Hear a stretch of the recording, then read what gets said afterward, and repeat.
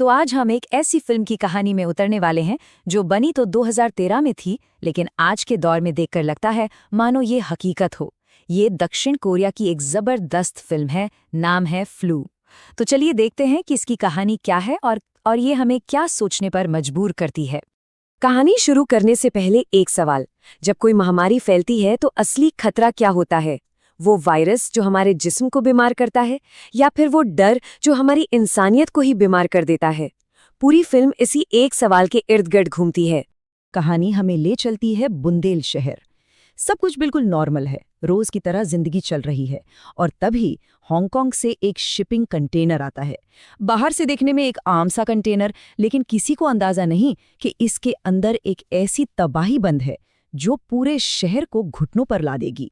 देखिए, ये कोई मामूली वायरस नहीं है, ये H5N1 का एक नया स्ट्रेन है जो सिर्फ हवा से फैलता है। और इसकी सबसे भयानक बात है इसकी रफ्तार।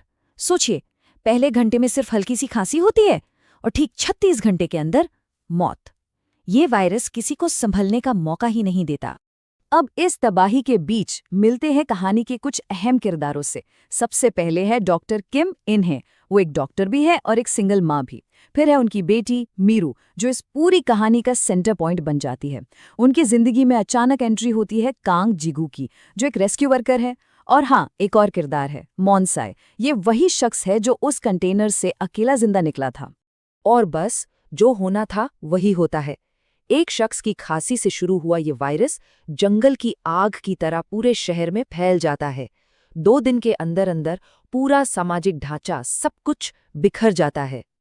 जैसे ही लोगों को पता चलता है कि ये कितनी खतरनाक बीमारी है, शहर में दहशत फैल जाती है। हर तरफ अफरा तफरी है, लोग दुकानों को लूट रहे हैं, सड़कों पे भगदड़ मची हुई है। हर कोई बस अपनी जान बचाने के लिए भाग रहा है। हालात को काबू से बाहर जाता देख सरकार एक बहुत बड़ा फैसला लेती है। पूरे शहर को मिलिट्री लगाकर सील कर दिया जाता है। मतलब अब न कोई शहर से बाहर जा सकता है, न कोई अंदर आ सकता है। लाखों लोग अपने ही शहर में कैदी बन जाते हैं। लेकिन बात यहीं खत्म नहीं होती। इसके बाद जो होता है वो शायद और भी भयानक था। सेना एक ऑपरेशन चलाती है। बीमार हो या स्वस्थ, हर किसी को उनके घरों से जबरदस्ती निकालकर एक बहुत बड़े कंटेनमेंट कैंप में भेड़ बकरियों की तरह भर दिया जाता है। और यहाँ सरकार एक बहुत ही मुश्किल दुविधा में फंस जाती है। मतलब एक ऐसी सिचुएशन जहाँ कोई भी रास्ता सही नहीं है। अगर वो सिर्फ बीमारों को अलग करते हैं तो वो लोग वायरस फैलाते रहेंगे जिनमें लक्षण नहीं दिख रहे। और अगर सबको एक साथ क्वारंटीन कर दिया तो ये तो पक्का है कि जो लोग ठीक हैं वो भी बीमार पड़ जाएंगे। तो वो क्या करते हैं? डर और प्रेशर में आकर वो सबसे बेरहम रास्ता चुनते हैं। सबको एक साथ एक ही जगह बंद कर दो। इस पूरे केओस के बीच कहानी हमें एक बहुत ही पर्सनल लेवल पर ले आती है।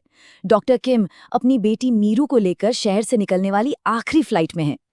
वो बस निकलने ही वाली थी कि मीरू को एक जरा सी खांसी आ जाती है, और उसी एक पल में उनके बचने का आखिरी रास्ता भी बंद हो जाता है।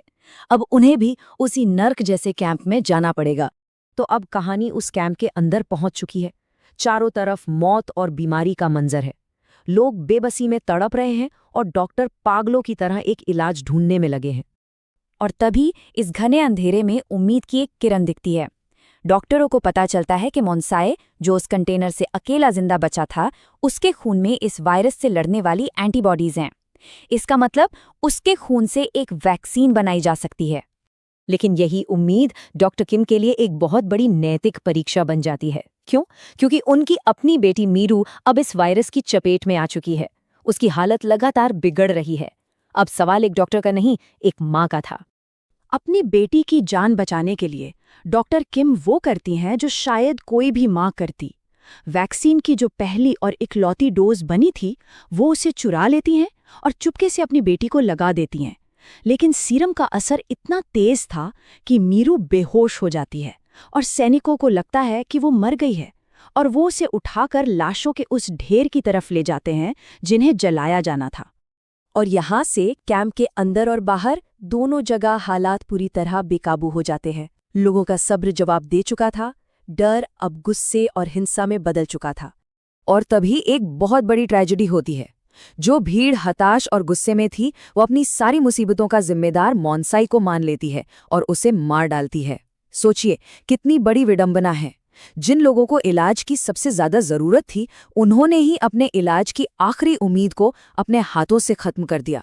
जब लगता है कि अब कोई उम्मीद नहीं बची, तभी कहानी का सबसे बड़ा ट्विस्ट आता है। डॉक्टर किम को पता चलता है कि मीरू न सिर्फ जिंदा है बल्कि उस सीरम की वजह से उसके शरीर ने भी वायरस के खिलाफ एंटीबॉडीज बना ली हैं। मतलब जो उम्मीद मॉन्साई के साथ खत्म हो गई थी वो अब मीरू के रूप में वापस आ गई है। अब कहानी अपने फाइनल टकराव पर है। यहाँ 3 अलग-अलग पक्ष आमने सामने हैं।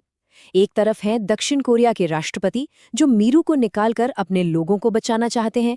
दूसरी तरफ हैं अमेरिकी और WHO के अधिकारी जिनका बस एक ही मकसद है, वायरस को किसी भी कीमत पर रोकना, भले ही पूरे शहर को कुर्बान करना पड़े। और तीसरी तरफ हैं वो हजारों संक्रमित लोग जो अब जिंदा रहने के लिए कुछ भी करने को तैयार हैं। फिल्म अब अपने सबसे इमोशनल मोड पर है। एक तरफ हजारों बीमार लोग, दूसरी तरफ बंदूकें ताने सैनिक, और इन दोनों के बीच एक छोटी सी बच्ची। दंगे को रोकने के लिए सैनिक गोली चलाते हैं और एक गोली डॉक्टर किम को लग जाती है। अपनी मां को जमीन पर गिरता देख वो छोटी सी मीरू अपनी जान की परवाह किए बिना उन सैनिकों की बंदूकों के सामने खड़ी हो जाती है और बस एक बात चिल्लाती है, प्लीज मेरी मां को गोली मत मारो। एक बच्चे की वो आवाज, वो निस्वार्थ प्यार जैसे पूरी भीड़ के दिल में उतर जाता है। वो लोग जो कुछ देर पहले तक हिंसा पर उतारू थे, अब वो उसी बच्ची और उसकी घायल मां के आगे एक दीवार बनकर खड़े हो जाते हैं। और जब राष्ट्रपति ये नज़ारा देखते हैं तो वो अपने सारे सलाहकारों के खिलाफ जाकर सेना को पीछे हटने का हुक्म देते हैं। और आखिर में इंसानियत की जीत होती है। मीरू के खून से वैक्सीन बनती है, शहर बच जाता है और जिंदगी फिर से धीरे धीरे पटरी पर लौटने लगती है। और इस पूरी तबाही के बाद डॉक्टर किम, जिगू और मीरू एक नए परिवार की तरह एक साथ होते हैं।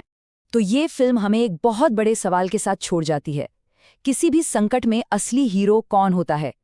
वो जिसके पास कोई साइंटिफिक इलाज है, या फिर वो जो अपनी इंसानियत से दूसरों के अंदर भी इंसानियत जगा दे? शायद असली वैक्सीन कोई सीरम नहीं है, बल्कि वो सहानुभूति है जो डर के जहर को काट सकती है।